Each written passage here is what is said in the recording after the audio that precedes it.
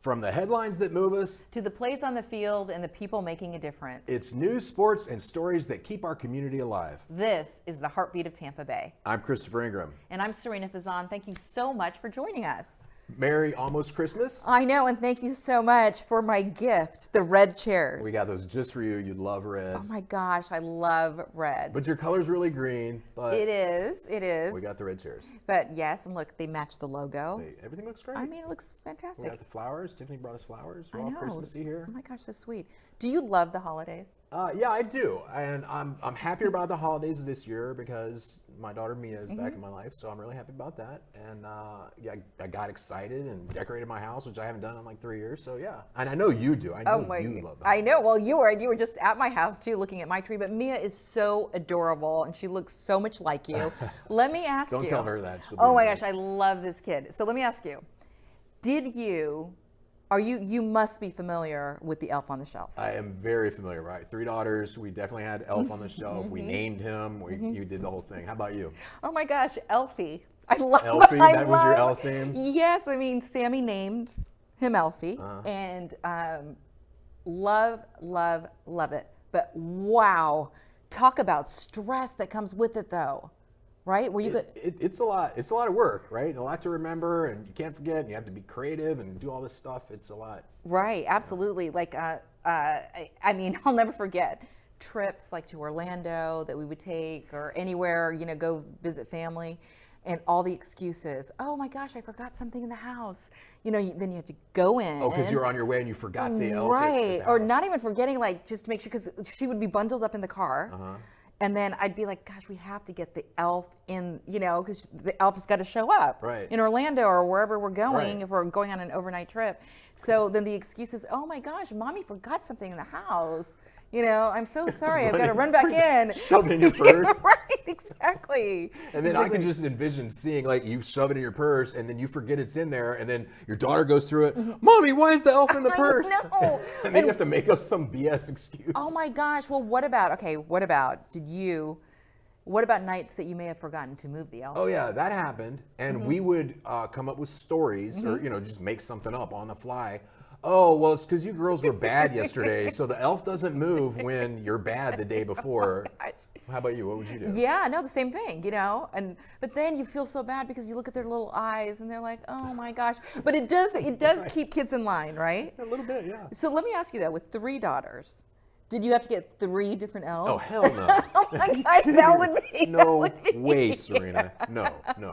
We had 1 elf, and that was plenty. And keeping up with it and, moving them and trying to find creative ways to place them in different things and stuff like that. It was a big deal. What was cool is when my older daughter, when she got to be older and no longer believed in Santa Claus and the elf, she would help us. And we basically made it her responsibility, and she loved doing that. So you know what? That is really, really, really adorable. But of course we do believe in Santa Claus, right, Christopher? Oh, right, yeah. Santa's real, kids. Santa's real. I don't know what I was talking about, but yeah, Santa, he'll be here at Christmas Eve.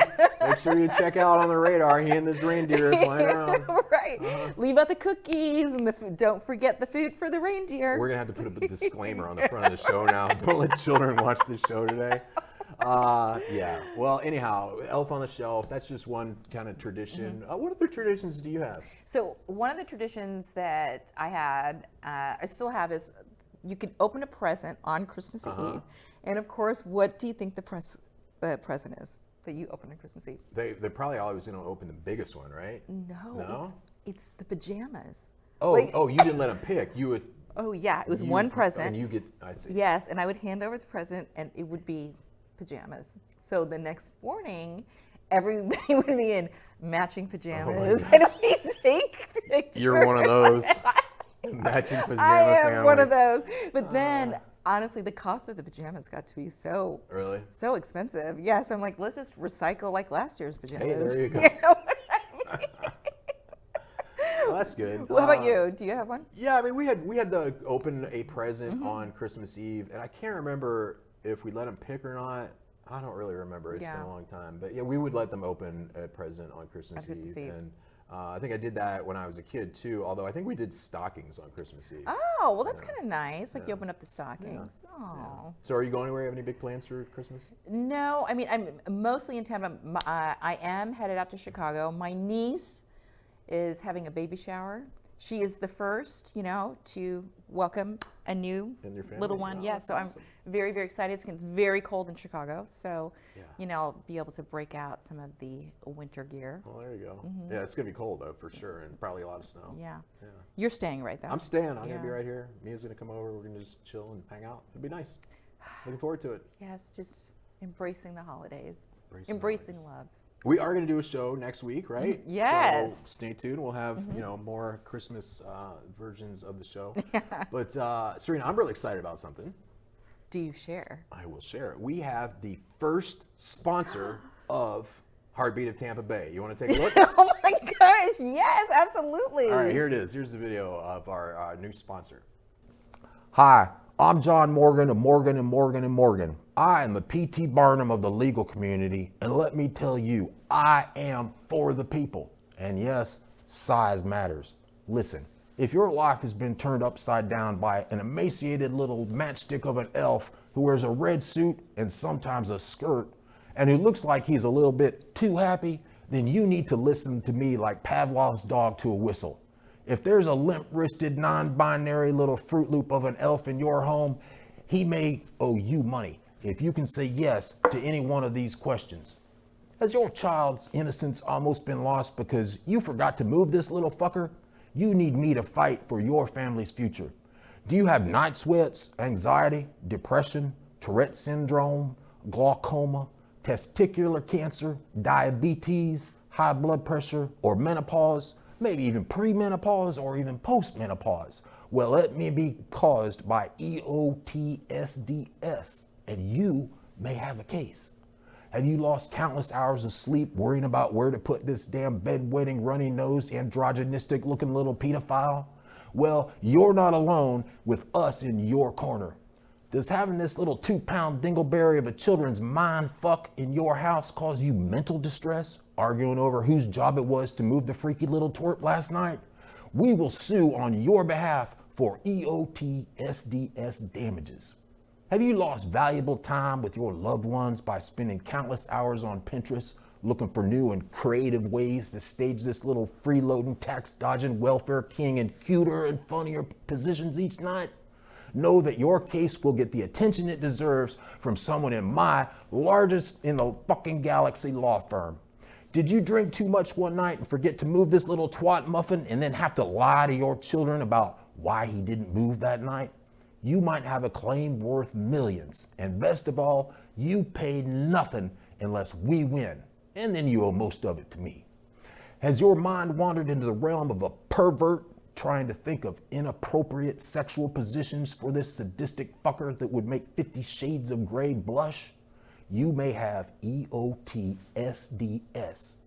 Do your friends on the Facebook vilify you for supporting this loser of an elf when it looks like he's been to Epstein Island a few times? Your compensation could be mind-blowing. And lastly, even if you don't own one of these little bastards, but you're sick and tired of hearing about them, or maybe one day you think you'll be sick and tired of hearing about them, then you may qualify for a class action settlement. If you're suffering from EOTSDS, also known as Elf on the Shelf Derangement Syndrome, I urge you to call me. My office will work to get you the compensation you deserve for being a good parent, because you helped to perpetuate the Elf on the Shelf lie by putting this little Pee Wee Herman looking freak show in your house. Remember, size matters, and I'm John Morgan, the biggest of them all, and I am for the people, and I definitely am not for the elves. Call me. Offices, Tampa, and pretty much everywhere else in the Milky fucking Way where there's a need for an ambulance-chasing huckster of a lawyer. Merry Christmas. Okay. Okay. So then. Then you lead. Okay. Count 2 and then go. Okay. So Christopher, I think that you are absolutely hilarious. And with me, I feel like I'm behind the times a little bit. But I'm sorry. Aw, you love the elves. I love my little Elfie. Here, do you think you might change your mind if you get a chance to there hold was an little element Elfie? of my true feelings about the elf in that little parody, so I think probably you should continue to hold on to the elf. Really? Yeah, Okay. I had enough of the elf. Yeah. And On the record, little Elfie, I love you. You have brought so many memories. Yeah, keep the elf. So I'm friends with John Morgan on Facebook. I have interviewed him a couple of times, and he is a super nice guy. I really like him. I'm not sure if he's going to be happy with me or not, though. But you know what? That guy has such a great sense of humor. Yeah. He really, really does. And I honestly think he's gonna start laughing. I think he's gonna start laughing at it. We'll see. So we'll see. I'll let you know. Yeah. Okay. Yeah. Please do. All right. Yeah. Please do. So we have a special guest coming up on a different segment, a different show. But I want people to definitely stay tuned for that. That's Chris Pearson, someone whom both of us know. And he has 2 businesses here in the Tampa Bay area. One that is very appealing mostly for women and the other for men. So you're going to stay tuned for that. That should be fun. Absolutely. They're such a great family, too. Yeah, I mean, really such a great family. So I'm very, very excited to share their journey and talk to him. All right. Well, what about ornaments? You do a lot of Christmas ornaments on your tree. I saw your tree last night. Yes. Looking good. Okay, so should I put little Elfie back here? So just keep him over there, okay? Because it's not distracting. I don't want to hurt him. Like, yeah, I want to protect him back here from you, okay? So Elfie's back there. Don't worry, Elfie, I got you. You can set him on the side, if you want to get really? him in the Okay, shot. all right. Yeah, Okay, all right. Just keep him over there. Okay, here you go. We're good. Here you go, my little guy. He's been with me. Okay, so honestly, the ornaments, for me, you were talking about traditions, and I probably should have mentioned this, but what I love to do, whenever I go anywhere, I get an ornament from there. And so taking a look at the tree now, and you saw my tree last night, it's just all, memories. all the memories. I do love the beautiful trees that have, the ornaments match and everything. I mean, that looks like stunning. at the mall. Yeah, I mean, that looks stunning and spectacular. But for me, it's, oh gosh, remember I went to this place or I went to this place. And so I like to collect ornaments. That's cool, yeah. I like the ornaments too. I have, as you know, a new addition to my house, which is Kai, my Great Dane. Yes. And I quickly learned after about a week of him in the house, after I put the tree up, that everything that was breakable from ground level to about 4 feet needed to come off the tree. Yes. Because he broke in about 3 days 4 ornaments. Wow, were they sentimental ornaments? Not really. Yeah. But they were, they were nice, those glass ornaments. They're right, cool, right. But, yeah, so I had to move all those. So that was my ornament experience this year. Well, I have to say with the ornaments too, like, what I mentioned of getting one from each place. For me, it doesn't necessarily have to say, the exact location and, what you're. Like Maui or. Yeah, but I do write it on, like I use a Sharpie. I find, but an ornament that maybe reminds me of what that is indicative of. Yeah. Yeah, that's cool. That's cool. Yeah. All right, well. But I love doing that kind of stuff. Cool. Yeah. So. What's next on the agenda? Yeah. No, you actually. There's something. I'm holding back here a little bit. No, wait. Hey, I'm going to say this on the record, folks. Okay. A lot of times when Christopher and I speak, it's the first time I hear a story. We really love that, like to get the, the reaction, immediate reaction, like unfiltered and everything. But you did share, speaking of ornaments, a story about your tree, and you were like, oh, Sarina, I don't know if I should share it because I don't want people to think that I'm not a good guy. I want to say you are an amazing guy, but you have to share the story because I think it's hilarious. Okay, so the story is, I used to do work for the State Department. And what has he not done? Okay, all right. So and I would go on these long trips overseas for usually about 3 weeks. And I was going to Africa. And this was this is probably 20 years ago. I didn't even have kids. So that's how long it's been over 25 years. Wow. Or over 21 years. And you guys heard this Africa, so it's a long ways away. Yeah, I was going to Africa. It was around January, I don't know, like 25th or something like that. And I'm always one that thinks that all the Christmas decorations should come down the day after New Year's. Okay. You and I talked about it. Right, we talked about it on a previous show. Yeah. So I'm of that mindset. My now ex-wife was not of the same mindset, and it drove me nuts that the Christmas tree is still up in our living room, and we had a live tree, real tree, and the needles are falling off, and it was an old house up in Arlington, Virginia, and it had wood floors, it had cracks in them, the needles getting stuck in between the cracks in the floors and stuff like that. It was driving me nuts. So I'm going on this trip, And it's January 25th. It's like January 25th, okay. around there. And I'm going to be gone for 3 weeks. And the cab came to pick me up. This was before Uber. And the cab came to pick me up at like 7 o'clock in the morning. And I walk over, my wife is sitting on the couch, and I kissed her on the forehead and said, love you, goodbye. And I'm walking out the door, and I turn around and I point to the tree, and I said, please make sure that this thing is down when I come back. Okay? I think that's a realistic, of course, request. Okay. So, and she knew that I didn't like the tree up that late. Okay, so I go to Africa. 3 weeks later, I come back. It's now, it's like the 21st of February. We're less than 10 days away from March 1st, right? And it's 6 o'clock in the morning, and I have been awake for over 40 hours, and I was in transit getting back home from Africa.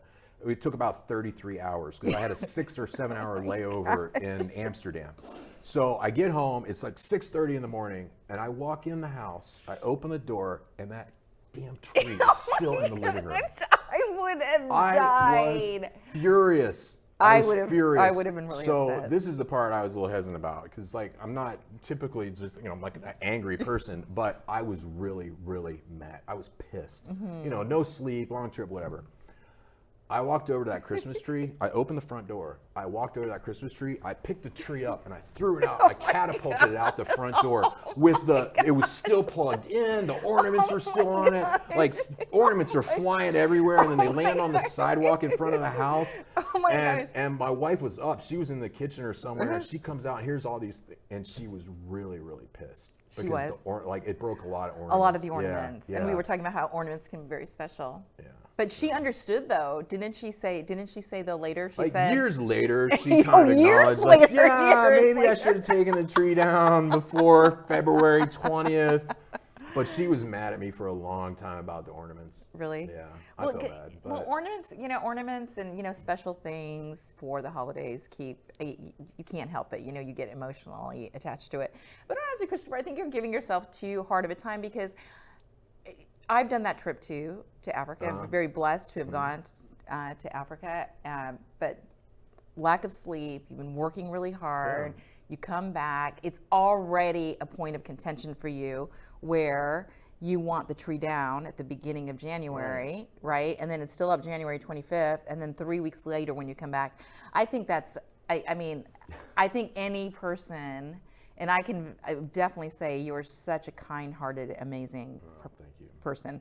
But I would have been furious too. Like I would have been furious. Well, the funniest part of the story was my neighbor told me later on, a couple of days later, I saw him, and he's sitting out in his front step, like putting his boots on or something, getting ready to go to work. And he says, I'm sitting there putting my boots on, and all of a sudden I see this freaking Christmas tree come catapulting out your front door. Pretty funny. Ooh, but yeah, man. So that's my Christmas tree story. Yeah, well, but you guys got over it. We got over it. Yeah, we got over it. We stayed married for 20 years, and wow, so 20 years. 20 years later. Yeah. Well, okay, I don't mean to go from that to this, but I do again. love what I'm coining the dating diaries, Christopher Ingram's dating diaries. So.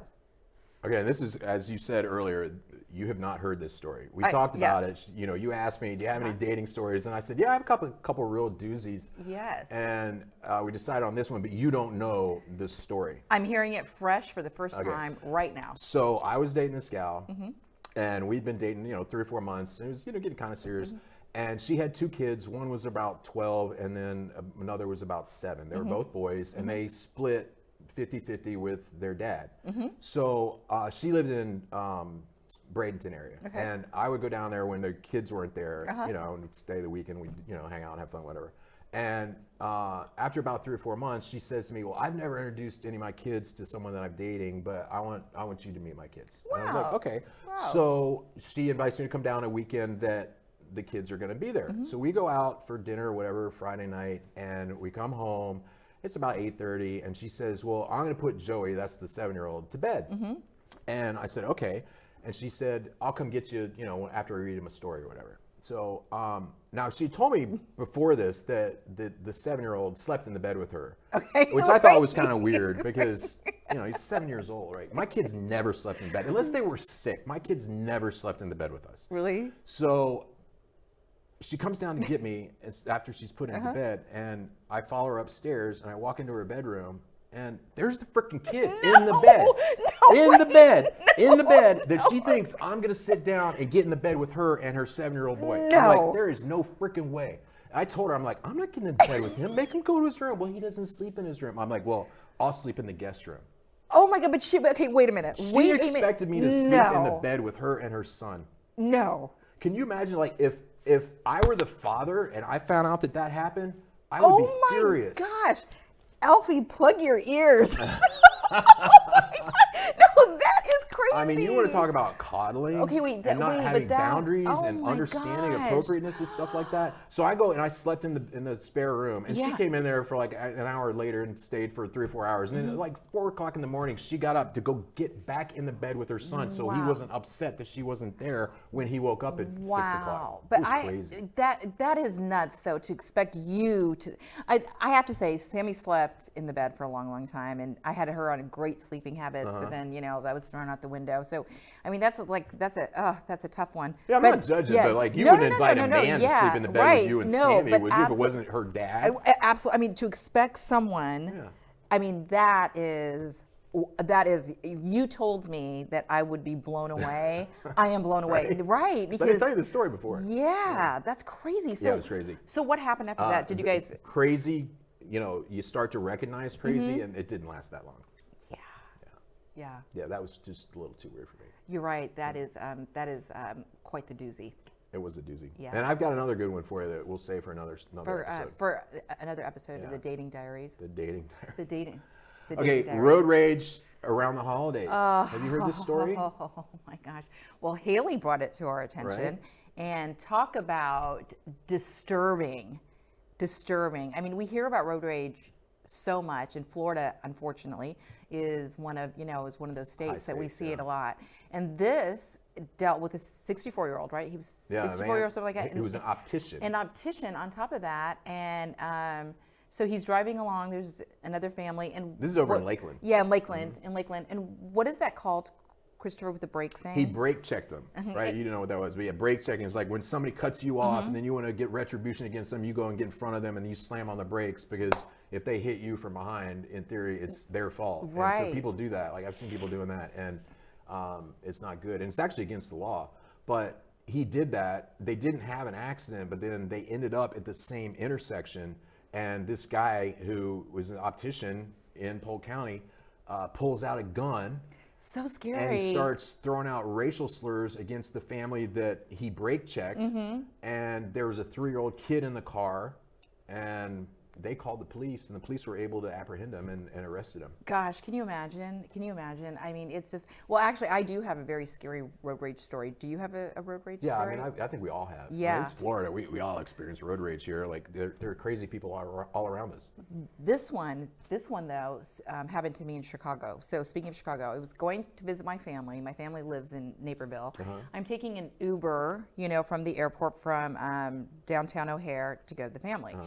So the Uber driver is getting way too close to the car in the front. And I honestly am sitting there like on a work call and thinking to myself, ooh, this is not good.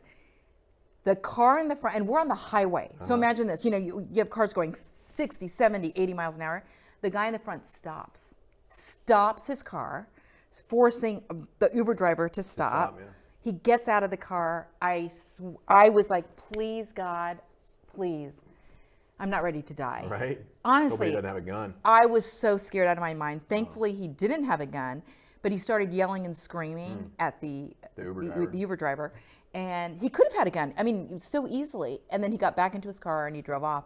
And the Uber driver turned around. And I remember he said, please don't report me.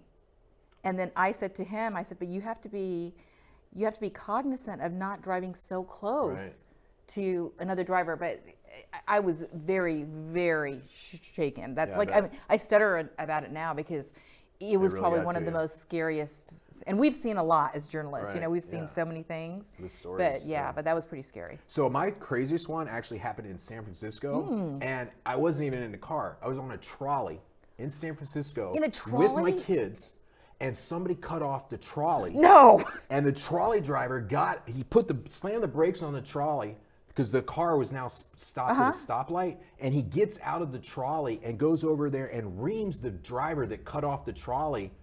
I mean, like, he cussed him out like he was a drunken sailor. And I was there with my then wife and my kids who were all young, and this guy's over there like dropping F-bombs like it's his job. And then the guy gets back on, and the driver is just furious. He's just furious. And we got off at the next stop. I'm like, we're getting off. This guy's crazy. And I called the trolley, division of San Francisco, and filed a complaint against him. I said, this guy's nuts, and he should not be driving a trolley. And the lady literally says to me, she goes, nothing's going to happen to him. They're all union. No way. I swear to God, that's what she said. Wow. Isn't Yeah. that something? It was really crazy. Gosh. Isn't that something? So, Tampa Bay Buccaneers. Oh, okay. Now, Christopher, I know. I'm sorry, but my brother was visiting. Okay, so he was visiting me from Chicago, and so he took me to that game against Atlanta. You're giving us this little preface so that Because you of, make me feel better because you didn't take me because you told me you were going to take me to a football game, and she still has not done it. I feel so bad. But so we go to this. I do. It's okay. Okay, thank I you. forgive you. So we go to this game. You know, and Christmas is coming around. It's I know, talking to others. that's right. That's right. So we go to this game, and it was the throwback. 50 years. It was really cool to see them in, like the old uniforms. 1976 Did you wear team and orange sickle? everything. I honestly totally forgot. So I was Yeah. wearing my red, my red and black. But so I stayed the entire game. The last 30 seconds, Atlanta pulls it out, scores a field goal, and they win. It was so reminiscent of the game before when New Orleans, beat us again. Yeah, Oh gosh, lost the game that they should have won. But Well, we're in the playoffs. They're still in the playoff hunt. Yeah, they are. My team, the Miami Dolphins, have now gone, counting this season, they have now gone 26 years without a season with a playoff win. Wow. Because they won't be in the playoffs. Yeah, so 26 26 years. This is now 20. They have not won a playoff game since the year 2000. Wow. They just like there's always next year. The problem with Miami is the team, the coach, and mostly the owner. I mean, you've heard the old saying, "A fish rots from the head down." Stephen Ross, who owns the Dolphins, he is the problem with the Miami Dolphins. They're never going to have a winning team until he is no longer the owner. I'm convinced of that. But you are still very, very passionate about Miami and will continue to be, right? It's just so frustrating to be a Miami Dolphins fan because they haven't won in 26 years. Yeah. Prior to that, in the 80s and 90s, they were really good. In the 80s, they were mediocre. In the 90s, Dan Marino's was still around until 99, and he was still great to watch, even though he probably should have retired about 5 years before he did in 99. But it's just really frustrating. I mean, that's a long time to be without. And they've only been in the playoffs 3 or 4 times in that 25, now 26 years. It kind of rivals the Browns, right? Yeah, like so many of the Browns fans are like, come on already. Yeah. Baker played for the Browns, didn't he? Yeah. Isn't that something? Oh my gosh, I just The Jaguars, doing great. Other Florida team, they're 10-4. They're leading their division, so we're going to have between the Bucs and the Jags some opportunities to watch some good football in the next couple of it'll be weeks. so much fun. And then what about though? I mean, I do. Gosh, feel so bad for Kansas City. Well, because Patrick Mahomes, I have to say, I just loved so much. It just reminded me of Sammy again because she would love watching him on the field. Like dancing around and getting, But it's the first time in how many years? 20 years, isn't it, that they haven't made the playoffs? Yeah. Is it 20 No, years? 10. 10. It's 10 years. It's 10. The Chiefs has not been in the playoffs for 10 years. For 10 That's years. right. That's a long, gosh, a long run. So they've got to be trying to rebound from that. They do. And, there's always next year. And, they'll be back. They're still a good team. I'm excited about the Bears, though. You know. Caleb Williams. And you Caleb Williams, the crew. go to game up there? So this is interesting. So my one of my brothers, he does have club seats, and I only say club because it's so cold. It's so cold over there. You want club seats so you can be warm. Because you could be in the warmth. But my nephew, I'm hoping he takes my nephew instead. But listen, if he's willing to take me to the game, oh yeah, You're all about it. oh yeah, That's cool. yeah, for sure. Well, cool. We had a great show today. Yeah. It's always so much fun. We do. We have so much fun. We have so much fun. We have Every so much story shared. That's another heartbeat to Tampa Bay. From courage to community. We are proud to tell the stories that keep our neighborhoods strong. Thanks for watching The Heartbeat of Tampa Bay.